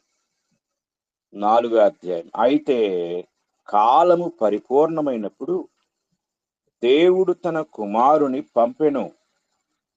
ఆయన స్త్రీ యందు పుట్టి మనము దత్తపుత్రులము కావాలనని ధర్మశాస్త్రమునకు లోబడి ఉన్న వారిని విమోచించుటకై ధర్మశాస్త్రమునకు లోబడిన వాడాయన. మరియు మీరు కుమారులైనందున నాయనా తండ్రి అని మొరపెట్టు, తన కుమారుని ఆత్మను దేవుడు మన హృదయములలోనికి పంపెను. కాబట్టి నీవిక దాసుడవు కావు, అంటే పనైపోయినాక జీతాన్ని అడిగే దాసుడవు కావు, కుమారుడువే. అంటే తండ్రి ఆస్తి మీద సర్వ హక్కులు కలిగి ఉన్నవాడవు, పొందుకున్నవాడవు. కుమారుడవైతే దేవుని ద్వారా వారసుడవు. అంటే ఒక వ్యక్తి తండ్రి దగ్గరకు బిడ్డగా వెళ్ళి ప్రార్థించాలంటే అతను ముందు తండ్రికి కుమారుడు కావాలి. బిడ్డగా వెళ్ళలేడు, బిడ్డగా ఏడవలేడు. ఇది జాగ్రత్తగా మనం గ్రహించవలసిన వారం అయి ఉన్నాం. తరువాత మనము మొదటి దినవృత్తాంతముల గ్రంథము 4వ అధ్యాయం 10వ వచనాన్ని చదువుకుందాం. మొదటి దినవృత్తాంతములు 4వ అధ్యాయము 10వ వచనాన్ని మనం చదువుకుందాం. యెబ్బేజు ఇశ్రాయేలీయుల దేవుని గూర్చి మొరపెట్టి, నీవు నన్ను నిశ్చయముగా ఆశీర్వదించి నా సరిహద్దును విశాలపరచి నీ చెయ్యి నాకు తోడుగా ఉండ, దయచేసి నాకు కీడు రాకుండా దానిలో నుండి నన్ను తప్పించుము అని ప్రార్థింపగా దేవుడు అతడు మనవి చేసిన దానిని అతనికి దయచేసెను. జాగ్రత్తగా మనం గ్రహించవలసిన వారమై ఉన్నాం. ప్రియమైన వారలారా, ఈ అధ్యాయంలో యెబ్బేజు ప్రార్థన మనం గ్రహించగలం. యెబ్బేజు ప్రార్థనలో ఆయన ఇలా అడుగుతాడు, నన్ను నిశ్చయముగా ఆశీర్వదించి నా సరిహద్దును విశాలపరిచి నీ చెయ్యి నాకు తోడుగా ఉండ, దయచేసి నాకు కీడు రాకుండా దానిలో నుండి నన్ను తప్పించుము అని ప్రార్థింపగా దేవుడు అతడు మనవి చేసిన దానిని అతనికి, అంటే ఏదైతే అడిగాడో అది దేవుడు ఆయనకు అనుగ్రహించాడు. అంటే తండ్రితో సహవాసం కలిగి ఉండాలి అనే ఉద్దేశంతో చేసే ప్రార్థన. ఇక్కడ అంటాడు, నీ చెయ్యి నాకు తోడుగా అంటాడు. నీ చెయ్యి నాకు తోడుగా ఉంచు అంటే ఈ ప్రార్థనలో దేవుని యొక్క సహాయాన్ని, దేవుని తోడును కోరుకునే ఒక బిడ్డ ఏ విధంగా మొరపెడతాడో అలాగా ఈయన ప్రార్థన మనం గ్రహించగలం. దేవుని వాక్యాన్ని మనం పరిశీలించినట్లయితే, ఒకటి తండ్రి కుమారుల సంబంధంతో చేసే ప్రార్థన, అంటే బిడ్డగా తండ్రి ఎత్తుకు వెళ్ళటం, ఒక బిడ్డగా తండ్రి దగ్గర ఏడవటం, అలాగే ఒక బిడ్డగా తండ్రి సహాయాన్ని, తండ్రి తోడును కోరుకునే విధంగా ప్రార్థన చేయటం ఇక్కడ మనం చూస్తూ ఉన్నాం. ఈ విషయాలు మనం జాగ్రత్తగా గమనిస్తే, ప్రార్థన చేసేటప్పుడు మనము కేవలం నీకు నాకు ఏ సంబంధం లేదు కానీ నాకు అవసరం ఒకటే తీర్చు అనే కాన్సెప్ట్ తోటి, ఆ దృక్పథం తోటి ప్రార్థించినప్పుడు దేవుడు ఒక ఏటీఎం మిషన్ లాంటి వాడే. అంటే మన ఏటీఎం కార్డుతో డబ్బులు తీసుకున్నంత వరకే ఆ మిషన్ తో పని ఉంటుంది. ఈ తర్వాత ఆ మిషన్ తో మనకు ఎలాంటి రిలేషన్ అనేది ఉండదు. మరలా ఎప్పుడో వెళ్తాము ఆ మిషన్ దగ్గరికి, డబ్బులు తీసుకుంటాం, ఇక అంతే. దేవుడు ఒక ఏటీఎం మిషన్ లాంటి వాడు కాదు. డబ్బులు మాత్రమే ఇచ్చేవాడు మాత్రమే కాదు, అవసరాలు మాత్రమే తీర్చేవాడు కాదు. అసలు ఆయన మన అవసరాలు ఎందుకు తీర్చాలి, మన ప్రార్థన ఎందుకు వినాలి, మనం ఎప్పుడైనా ఆలోచించామా? మనము దేవుని దగ్గరికి వెళ్ళి ఆయన అడిగితే మనకి ఇస్తాడు, మనం ఆయన అడుగుదాము, ఆయనకు ప్రార్థన చేద్దాము అని మనము అనుకుంటాము, ప్రార్థిస్తాము, అడుగుతాము, సహాయం చేయమంటాము, ఆరోగ్యం ఇవ్వమంటాము, ఉద్యోగం ఇవ్వమంటాము, అలాగే కుటుంబంలో సమస్యలు తీర్చమంటాము, ఇలాగ ఎన్నో ఎన్నో. అయితే అసలు ఎందుకు దేవుడు మనకు సహాయం చేయాలి, ఎందుకు ఆయన మన ప్రార్థన వినాలి? ఇది మనం గ్రహించినట్లయితే మనకు తెలియదు, మనము గ్రహించలేము. అంటే ఇప్పుడు మనం చెప్పుకునే విషయాలను కూర్చున్న గ్రహింపు చాలా మందికి తెలియదు, కానీ దేవునికి తెలుసు. ఏంటంటే ఆయన ఒక సంబంధంతో మనతో ఈ కార్యాలన్నీ జరిగిస్తున్నాడు, లేక మన అక్కరలు తీర్చుతున్నాడు. ఏ సంబంధం అంటే తండ్రి కుమారుల సంబంధం. ఆయన మన తండ్రి, మనము ఆయన బిడ్డలమై ఉన్నాం. నేను మొన్నటి దినాన్ని చెప్పాను, ఏ కుమారుడైనా తన తండ్రి దగ్గరకు వచ్చి రొట్టెను అడిగితే రాతినిస్తాడా, చేపను అడిగితే పామునిస్తాడా? మీరు చెడ్డవారయ్యుండి మీ పిల్లలకు మంచి ఈవులను ఎరిగి ఉండగా మీ పరలోకపు తండ్రి, అక్కడ మాట మీ పరలోకపు దేవుడు అనలా, మీ పరలోకపు తండ్రి. అంటే దేవుడు మన అవసరతలు తీర్చడంలో తండ్రి కుమారుల లేక తండ్రి బిడ్డల సంబంధంతోనే చేస్తున్నాడు. కానీ మనం అడిగేటప్పుడు ఆ సంబంధంతోనే అడుగుతున్నామా? ఇది మనం వేసుకోవలసిన ప్రశ్న. దేవుడు మనకు తండ్రి అవుతాడని, మన కన్నాడని, లేక మనల్ని సృష్టికర్తని, ఆయన ఆ యొక్క అనురాగం అంటే తండ్రి బిడ్డల మధ్య ఉండే మమకారము, అనురాగము, ఆప్యాయత, ప్రేమ ఇవన్నీ కూడా సంబంధంలో ఉన్నాయి. మన పిల్లల పట్ల మనకు ఎలాంటి ఆ ప్రేమ, మనం ఎక్కడి నుండైనా బయటికి వెళ్ళి ఎక్కడి నుండైనా ఇంటికి వెళ్ళగానే మనకి ఎదురుగా వచ్చే మన పిల్లలు మనము వారు పరిగెత్తుకుంటూ మన దగ్గరకు వచ్చినప్పుడు వారిని మనం ఎత్తుకొని మనం తీసుకొచ్చినది వారి చేతిలో పెట్టాలని వారు ఎదురు చూస్తూ ఉంటారు. అంటే మనం వారికి అలా అలవాటు చేశాం. మనం వస్తూనే తీసుకొస్తాము, అది ఏదైనా తీసుకొస్తాము, అది వారికి ఇస్తాము, అది వారు ఎదురు చూస్తూ ఉంటారు. మా తండ్రి వచ్చాడు, నాకేదో తెచ్చాడు అని. ఏ సంబంధం అది? మన దగ్గర డబ్బులున్నా లేకపోయినా, అప్పు చేసైనా, ఒట్టి చేతులతో ఇంటికి వెళ్లకుండా ఏదో ఒకటి తీసుకెళ్తాం పిల్లలకి. అది ఏ సంబంధం? తండ్రి బిడ్డల మధ్య ఉన్న సంబంధం. వాళ్ళు ఏ సంబంధంతో మనకి ఎదురొస్తారు? పిల్లల సంబంధంతో, తండ్రి బిడ్డల సంబంధంతో. కనుకనే ఈ సంబంధమే మనల్ని దేవునితో ఉండేలాగా, దేవుని యొద్ద నుండి పొందుకునేలాగా చేస్తుంది. ఆయనైతే ఈ సంబంధంతోనే ప్రతిదీ మనకి ఇస్తున్నాడు. మరి మనం ఆ సంబంధంతోనే అడుగుతున్నామా? లేక ఒక ఏటీఎం కస్టమర్ లాగా కేవలం మన అవసరాన్ని మాత్రమే గడుపుకునే వారం లాగా దేవుని అడుగుతున్నామా? ఎలా అడుగుతున్నాం?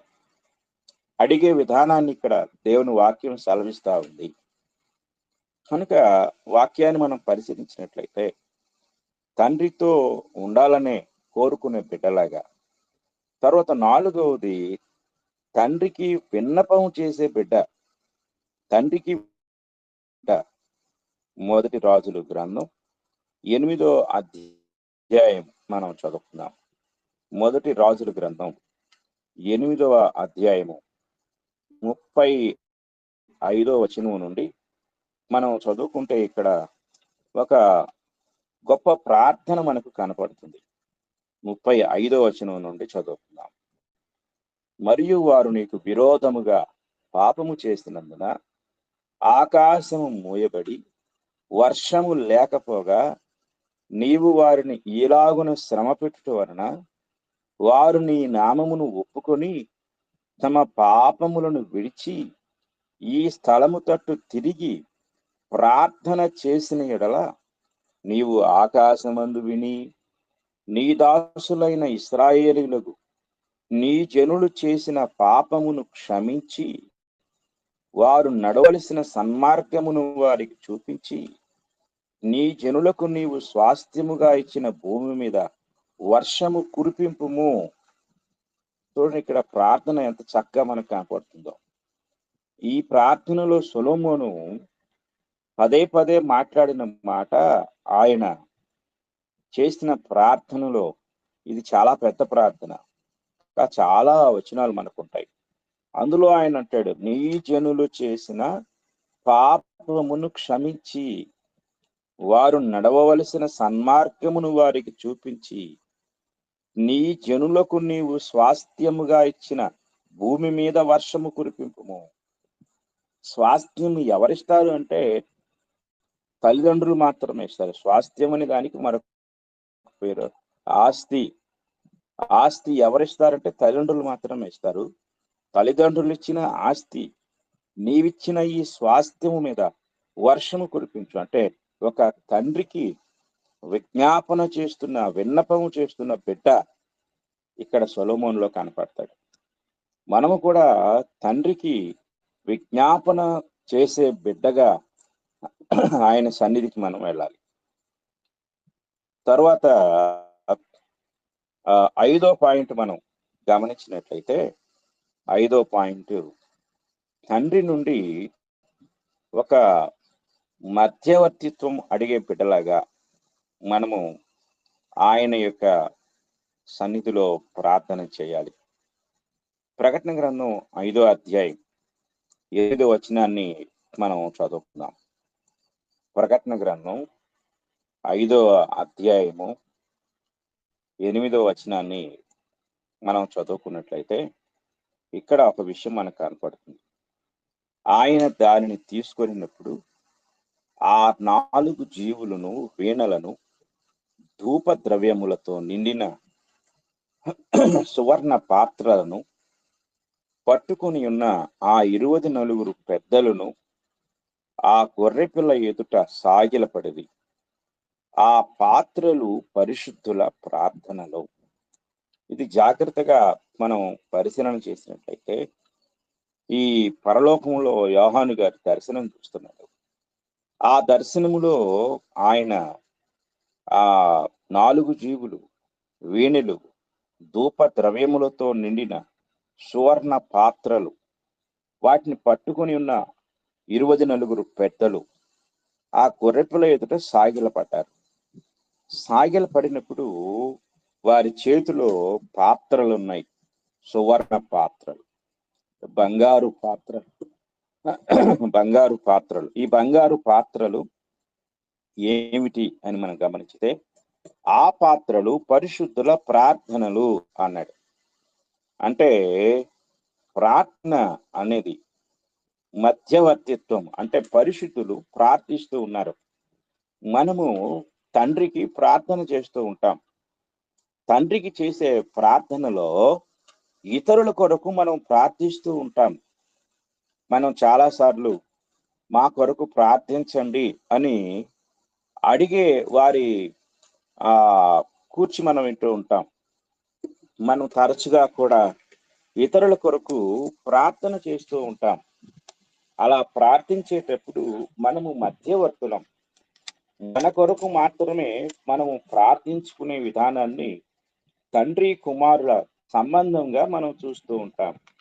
అయితే ఇతరుల కొరకు ప్రార్థించేటప్పుడు మనము మధ్యవర్తిత్వాన్ని చేస్తూ ఉంటాం. అంటే తండ్రికి ఇతరులకు మధ్యవర్తులముగా మనం వ్యవహరిస్తూ ఉంటాం. అలా మనం ప్రార్థించాలి. చూడండి, పౌలు గారు తెస్సలోనికైలకు రాస్తూ మొదటి పత్రిక 5వ అధ్యాయము 25వ వచనంలో ఇలా అంటాడు, సహోదరులారా మా కొరకు ప్రార్థన చేయుడి అంటాడు. జాగ్రత్తగా మనం గ్రహించవలసిన వారమై ఉన్నాం. అలాగే ఆ అధ్యాయంలో 15వ వచనం చివరి లైన్ చూస్తే ఎడతెగక ప్రార్థన చేయుడి అంటాడు. అంటే ప్రార్థన అనేది ఒక మనిషికి మన తండ్రికి మధ్య మనము మధ్యవర్తిత్వాన్ని జరిగించే విధానాన్ని తెలియచేస్తూ ఉంటుంది. కొన్నిసార్లు మనము ఇతరుల కొరకు మధ్యవర్తిత్వాన్ని చేస్తూ ఉంటాం. 2వ తిమోతి పత్రిక 1వ అధ్యాయం 3వ వచనంలో పౌలు గారు ఇలా రాస్తూ ఉంటాడు. 2వ తిమోతి పత్రిక 1వ అధ్యాయం 3వ వచనం, నా ప్రార్థనల యందు ఎడతెగక నిన్ను జ్ఞాపకం చేసుకొనుచు అంటాడు. ఆయన ప్రార్థనలో తిమోతిని గురించి జ్ఞాపకం చేసుకునే విధానాన్ని అక్కడ మనకు తెలియజేస్తూ ఉంటాడు. అలాగే 1 తిమోతి పత్రిక 2వ అధ్యాయము 1వ వచనం నుండి మనం చదువుకున్నట్లయితే మనము సంపూర్ణ భక్తియు మాన్యతయు కలిగి నెమ్మదిగాను సుఖముగాను బ్రతుకు నిమిత్తము, అన్నిటికంటే ముఖ్యముగా మనుషులందరి కొరకును రాజుల కొరకును అధికారులందరి కొరకును విజ్ఞాపనములను ప్రార్థనలను యాచనలను కృతజ్ఞతాస్తుతులను చేయవలనని హెచ్చరించుచున్నాను. ఇది మధ్యవర్తిత్వాన్ని జరిగించే తండ్రి కుమారుల మధ్య ఉన్న సంబంధం. ఆ సంబంధముతో మనము ప్రార్థన చేయవలసిన వారమై ఉన్నాము. అంటే కొన్నిసార్లు మన కొరకు కాదు, ఇతరుల కొరకు ప్రార్థించేటప్పుడు మనము తండ్రితో మధ్యవర్తిత్వాన్ని జరిగించే వారముగా మనము ఉన్నాము అన్న సంగతి గ్రహించాలి. ఎస్తేరు గ్రంథము 4వ అధ్యాయం, ఎస్తేరు గ్రంథము 4వ అధ్యాయము 12వ వచనం నుండి మనం చదువుకుందాం.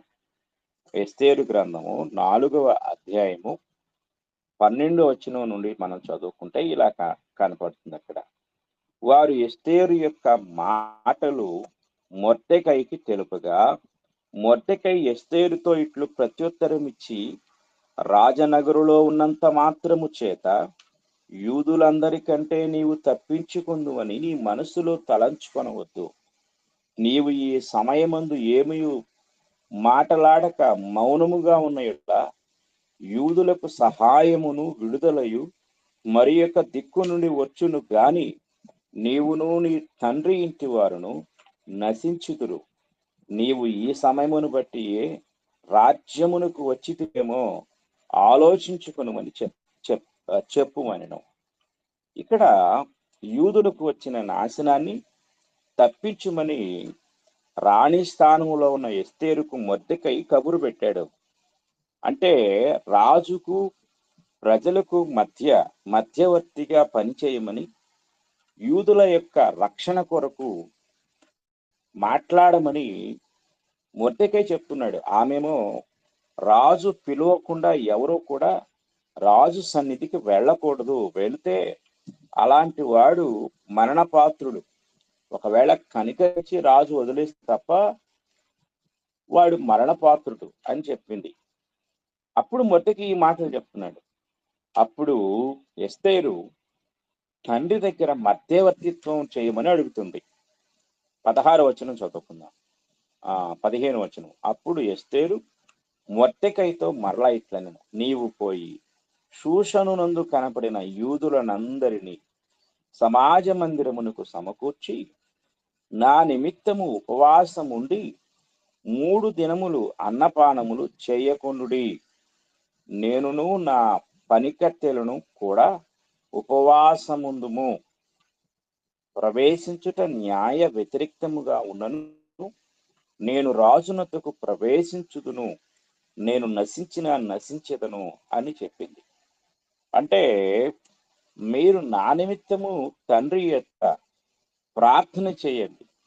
అంటే వీరు ఉపవాసం ఉండేది దేనికోసం అంటే వారి రక్షణార్థము రాజు దగ్గరకు వెళ్ళే ఎస్తేరు కోసం ప్రార్థన చేయాలి. ఎస్తేరు మనవి అహష్వేరోషు వింటాడు, కానీ ముందు ఆయన దగ్గరకు వెళ్ళగలగాలి. రాజు పిలవకుండా వెళ్ళకూడదనే నియమం అక్కడ ఒకటి ఉంది. దాన్ని ఇప్పుడు ఆమె అతిక్రమించబోతుంది. కనుక ఆమె నిమిత్తము ప్రార్థన చేయమని అడిగింది. యూదుల నిమిత్తము ఆమె రాజుతో మాట్లాడటానికి బయలుదేరి వెళ్తుంది. కనుక ప్రార్థన అంటే తండ్రి నుండి మధ్యవర్తిత్వం అడిగే బిడ్డగా మనం ఇక్కడ చూడొచ్చు. ప్రకటనలో ఉన్న ఆ పాత్రలో ఉన్న ప్రార్థనలన్నీ కూడా పరిశుద్ధుల ప్రార్థనలు. ఆ ప్రార్థనలు ఆ తండ్రిని అడుగుతూ ఉన్న ప్రార్థనలు. జాగ్రత్తగా మనం గమనించాలి. అలాగే మనము తరువాత పాయింట్ చూస్తే 6వ పాయింట్ చూసినట్లయితే దేవుని సన్నిధిలో అంటే తండ్రి సన్నిధిలో నిశ్శబ్దముగా అంటే మౌనముగా జవాబు కొరకు ఎదురు చూసే బిడ్డగా మనం ప్రార్థించాలి. ఆయన మనం ప్రార్థించినప్పుడు మనకు జవాబిస్తాడు. మౌనముగా ఆయన సన్నిధిలో ప్రార్థించి ఎదురు చూసే బిడ్డలాగా మనము ఆయన సన్నిధిలో ప్రార్థించవలసిన వారమై ఉన్నాం. ఉదాహరణకు మనము ఒక కీర్తన చదువుకుందాం. కీర్తనల గ్రంథం 10వ అధ్యాయం, కీర్తన గ్రంథం 10వ అధ్యాయము 17వ వచనాన్ని మనం చదువుకుందాం. కీర్తన గ్రంథం 10వ అధ్యాయం 17వ వచనం. మనం చదువుకున్నట్లయితే అక్కడ ఈ మాట మనకు కనపడుతుంది. 10వ అధ్యాయం 17వ వచనము చూడండి.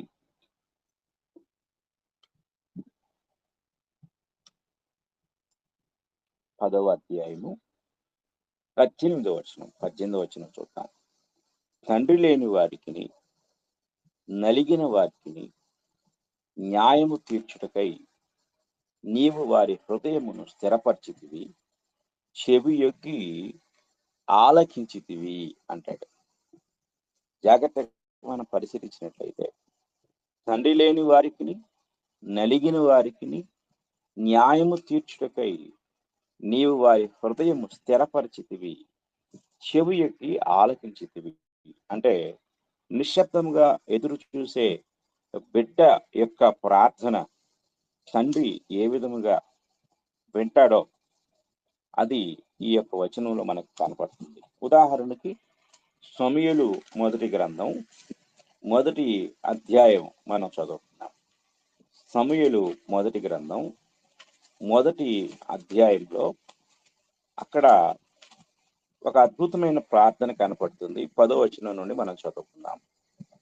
10వ వచనం నుంచి మనం చూస్తే, బహు దుఃఖాక్రాంతురాలై వచ్చి యెహోవా సన్నిధిని ప్రార్థన చేయుచు బహుగా ఏడ్చుచు, సైన్యములకు అధిపతి వగు యెహోవా, నీ సేవకురాలనైన నాకు కలిగి ఉన్న శ్రమను చూచి నీ సేవకురాలనైన నన్ను మరువక జ్ఞాపకము చేసుకుని నీ సేవకురాలనైన నాకు మగపిల్లను దయచేసిన ఎడల వాని తల మీదికి క్షౌరపు కత్తి ఎన్నటికీ రానియక వాడు బ్రతుకు దినములన్నిటను నేను వానిని యెహోవావగు నీకు అప్పగింతునని మ్రొక్కుబడి చేసుకొనెను. ఆమె యెహోవా సన్నిధిని ప్రార్థన చేయుచుండగా ఏలీ ఆమె నోరు కనిపెట్టుచునెను. ఏలయనగా హన్నా తన మనస్సులోనే చెప్పుకొనిచుండెను.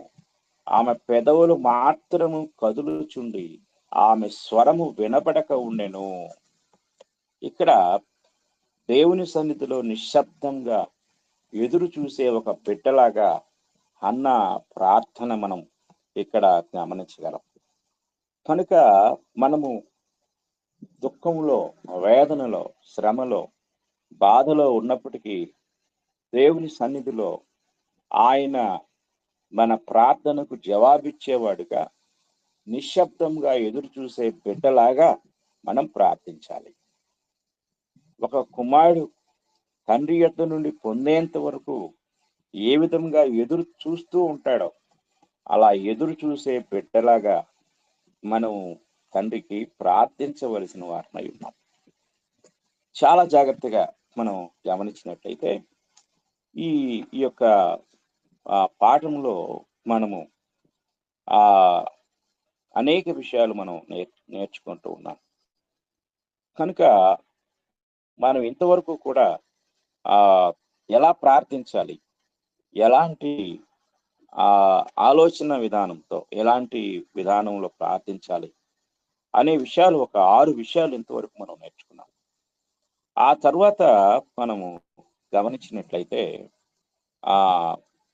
దేవుని పైన అంటే మానవ అనుభవాన్ని మనం పరిశీలించినప్పుడు దేవునిపై స్థిరమైన ఆసక్తి కలిగిన మనస్సుతో, దేవునిపై ఆసక్తి కలిగిన ఉద్వేగభరితమైన మనస్సుతో మనం ప్రార్థన చేయాలి. ఆసక్తితో చేయాలి ప్రార్థన. జాగ్రత్తగా మనం గమనించాలి. ఇక్కడ మనము మన అనుభవాలను దేవునితో అంటే ప్రేయర్ ఈజ్ హ్యూమన్ ఎక్స్పీరియన్స్ అని ఇంగ్లీష్లో చెప్పడం జరిగింది. ఈ హ్యూమన్ ఎక్స్పీరియన్స్ అంటే ప్రార్థన అనుభవాలు మనం ఎదుర్కొనుటకు లేక పొందుకొనుటకు దేవుని సన్నిధిలో స్థిరమైన మనస్సుతో, ఆసక్తి కలిగిన మనస్సుతో మనము దేవుని కొరకు దేవుని సన్నిధిలో ప్రార్థించవలసిన వారమై ఉన్నాం. ఉదాహరణకు మనము యాకోబు రాసిన పత్రిక మనం చదువుకున్నట్లయితే యాకోబు రాసిన పత్రికలో అక్కడ యాకోబు గారు కొన్ని ఉదాహరణలు మనకు తెలియజేస్తూ ఉంటాడు. ఒక ఉదాహరణ చూద్దాం 5వ అధ్యాయంలో.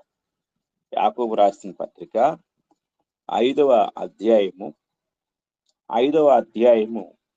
17వ వచనాన్ని మనం చదువుకుందాం. 17వ వచనంలో ఇలా ఉంటుంది: ఏలియా మన వంటి స్వభావము గల మనుష్యుడే.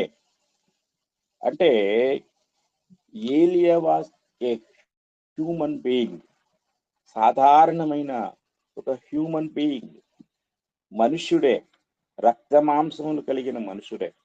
అక్కడ ఇంకొక మాట అన్నాడు, మన వంటి అన్నాడు. మన వంటి అంటే ఈ వాక్యం మనం చదువుతున్నప్పుడు ఎందరైతే ఈ వాక్యం చదువుతున్నారో వారి లాంటి వాడే. ఆయన ఒక స్పెసిఫిక్ మ్యాన్ కాదు, ఆయన ప్రత్యేకమైన వాడు కాదు, అందరి మనుషులు లాంటి వాడే. కానీ వర్షింపకున్నట్లు అతడు ఆసక్తితో ప్రార్థన చేయగా 3.5 సంవత్సరముల వరకు భూమి మీద వర్షింపలేదు. అతడు మరలా ప్రార్థన చేయగా ఆకాశము వర్షం ఇచ్చెను, భూమి తన ఫలము ఇచ్చెను అన్నాడు. అంటే ప్రార్థన ఆసక్తితో ప్రార్థించాలి, దేవునిపై స్థిర మనస్సుతో ప్రార్థించాలి. ఈ స్థిర మనస్సు అనేది, ఆసక్తి అనేది ఎప్పుడైతే మనలో ఉంటుందో ఆ ప్రార్థనకు దేవుడు జవాబునిస్తూ ఉంటాడు. ఇది మనం జాగ్రత్తగా గ్రహించవలసిన వారమై ఉన్నాం. దేవుని వాక్యాన్ని మనం పరిశీలన చేసినట్లయితే ప్రార్థన యొక్క ఆసక్తి చాలా శ్రేష్టమైంది. అందులోనూ పరిశుద్ధుల ప్రార్థన అంటే ఆయన చెవులు పరిశుద్ధుల ప్రార్థనల వైపు ఉన్నవి అని బైబిల్ చెప్తా ఉంది. అంటే ఎవరి ప్రార్థన దేవుడు వింటాడు అనేది మనం చాలా జాగ్రత్తగా ఆలోచన చేసినప్పుడు ఆయన చెవులు నీతిమంతుల ప్రార్థన వైపు, ఆయన చెవులు పరిశుద్ధుల ప్రార్థనల వైపు ఉన్నవి అని మనము అనేక సార్లు దేవుని వాక్యం నుండి చదువుతూ ఉంటాం. కనుక జాగ్రత్తగా మనం ఆలోచిస్తే ఆయనను మనం అడుగుతూ ఉన్నప్పుడు, ప్రార్థిస్తూ ఉన్నప్పుడు ఆయన పరిశుద్ధుల ప్రార్థనల కొరకు ఎదురు చూస్తూ ఉంటాడు. అయితే ప్రార్థించే మనము స్థిర మనస్సు కలిగిన వారమై, స్థిర బుద్ధి కలిగిన వారమై, ఆసక్తి కలిగిన వారమై దేవుని సన్నిధిలో మనము ప్రార్థించాలి. అంటే ఆయన ఎదురు చూస్తున్నాడు నీతిమంతుల ప్రార్థన కొరకు, పరిశుద్ధుల ప్రార్థన కొరకు. అయితే ప్రార్థించేవారు పరిశుద్ధులైనప్పటికీ వారు స్థిర మనస్సు కలిగి నీతియుక్తమైన విధానములో ప్రార్థించినప్పుడు దేవుడు వారి మనవులు వింటాడు అనే సంగతి మనం గ్రహించాలి. మనం చదువుకున్న యాకోబు పత్రిక 5వ అధ్యాయంలో 16వ వచనం చెప్తుంది, నీతిమంతుని విజ్ఞాపన మనఃపూర్వకమైనదై బహు బలము గలదై ఉండును. పరిశుద్ధుల ప్రార్థనలు బలమైనవి, బలాన్ని కలిగి ఉంటాయి. అంటే బలమైన కార్యాలు జరిగించేవై ఉంటాయి. ప్రార్థన బలమైంది అనేది కదా, అక్కడ బలమైన కార్యాలు జరిగించేవిగా పరిశుద్ధుల ప్రార్థనలు ఉంటాయి అనే సంగతి మనము గ్రహించవలసిన వారమై ఉన్నాం. కనుక మనము ప్రార్థించు స్థిరమైన మనస్సుతో, ఆసక్తి కలిగిన మనస్సుతో మనము ప్రార్థించవలసిన వారమై ఉన్నాము. అప్పుడు దేవుడు తప్పకుండా మన ప్రార్థన వినేవాడుగా ఉంటాడు, మన ప్రార్థన ఆలకించేవాడుగా ఉంటాడు. ఇది జాగ్రత్తగా మనం గ్రహించాలి. కనుక మన ప్రార్థనల కొరకు దేవుడు ఎదురు చూస్తున్నాడు.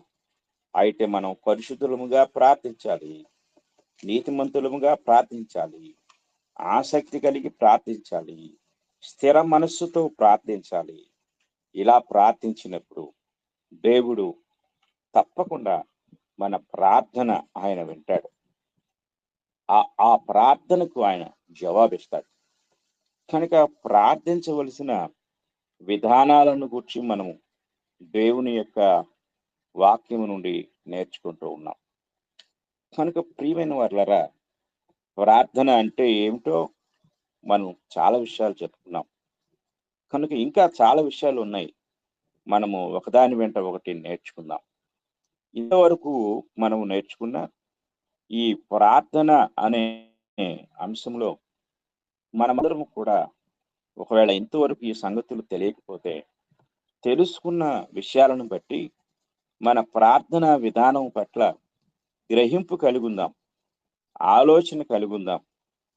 తెలియని సంగతులు వాక్యం ద్వారా తెలుసుకుంటూ మన ప్రార్థన పద్ధతి, ప్రార్థనా విధానము సరైనదో కాదో మనల్ని మనం పరిశీలించుకుంటూ సరి అయిన విధానములో మనమందరము సరి అయిన సంబంధంతో తండ్రికి ప్రార్థన చేద్దాం. ఇంతవరకు శ్రద్ధగా విన్న మీ అందరికీ వందనములు తెలియజేస్తూ ఈ మాటలు నేను ముగిస్తూ ఉన్నాను.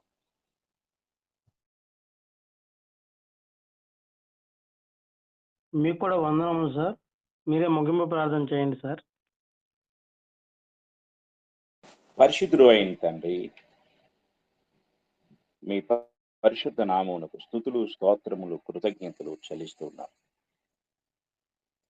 ఈ భూమి మీద మీతో చక్కని సంబంధాన్ని కలుగుటకు మీరు మాకు అనుగ్రహించిన ఒక మాధ్యమికము ప్రార్థన.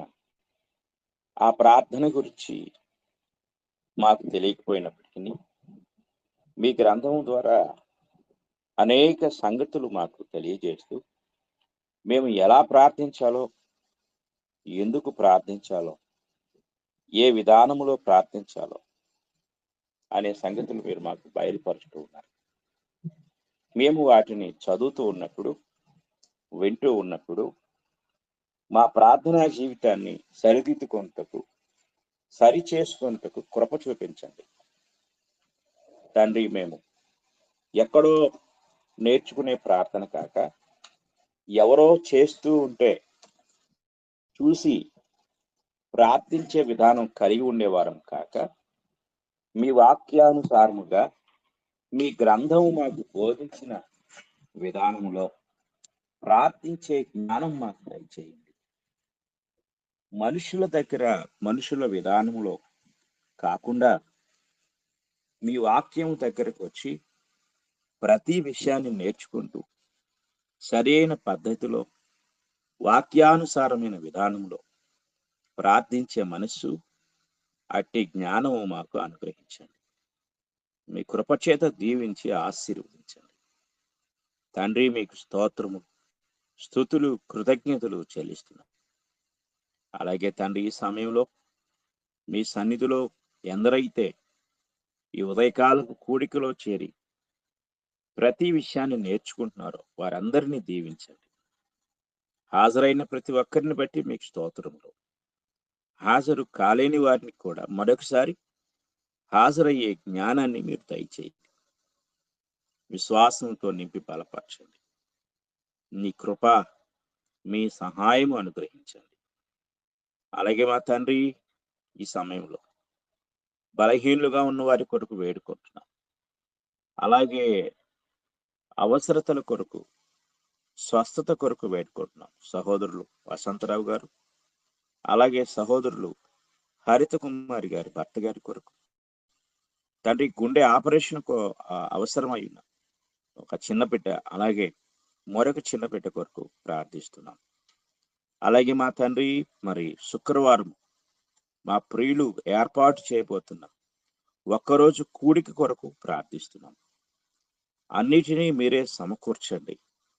అన్ని వసతులు మీరు ఏర్పరచండి. అనుకూలమైన వాతావరణమును మీరు అనుగ్రహించండి. ప్రాముఖ్యంగా వర్తమానాన్ని అందించనై ఉన్న వారికి కావలసిన జ్ఞానాన్ని అనుగ్రహించి మా తండ్రి, మీ దాసులు తండ్రి మరి తమ సొంత శ్రమతో, సొంత ఖర్చుతో ఆ కూడిక జరిగిస్తూ ఉండగా దానికి కావలసిన ప్రతిఫలాన్ని మీరు దయచేయండి. ఆ గ్రామంలో సత్యం వైపు మళ్ళుకునే జ్ఞానము, శ్రద్ధ, ఆసక్తి ప్రతి ఒక్కరికి అనుగ్రహించండి. దేవా, మీకు స్తోత్రాలు చెల్లిస్తున్నాం. తండ్రి, కనికరించమని, కృప చూపించమని వేడుకుంటున్నాం. తండ్రి, సహాయం దయచేయండి. మా తండ్రి, మరి ఈ ఉదయకాలం కూడికలో ఎందరైతే చేరి ఈ కూడికలో పాల్గొన్నారో వారందరినీ దీవించండి. నాకంటే ముందుగా ప్రార్థన చేసిన వారిని, పాటలు పాడిన వారిని, వాక్యము చదివిన వారిని, అలాగే సంఖ్యాకాండము గ్రంథాన్ని బోధిస్తున్న మీ దాసుని మీరు దీవించి ఆశీర్వదించండి. మా తండ్రి, అలాగే మరి ఆన్లైన్ బైబిల్ ఇన్స్టిట్యూట్ విషయంలో మీ కృప చూపించండి. తండ్రి, మరి ఈ 2 కార్యాలను కూడా మీ దాసుడు ఎంతో ఆసక్తితో జరిగిస్తూ ఉండగా తగిన జ్ఞానము, బలము, శక్తి, ఆరోగ్యము, విశ్వాసము, జరిగించుటకు కావలసిన సామర్థ్యము మీరు రెట్టింపుగా అనుగ్రహించండి. కుటుంబాన్ని దీవించి ఆశీర్వదించండి. ప్రతి కార్యములో మీ బిడ్డలను బలమైన సాధనములుగా వాడుకుని ఈ ప్రార్థన మా ప్రభు అయిన యేసుక్రీస్తు వారి పరిశుద్ధ నామంలో అడిగి వేడుకుంటూ ఉన్నాము తండ్రి. ఆమేన్. అందరికీ వందనములు.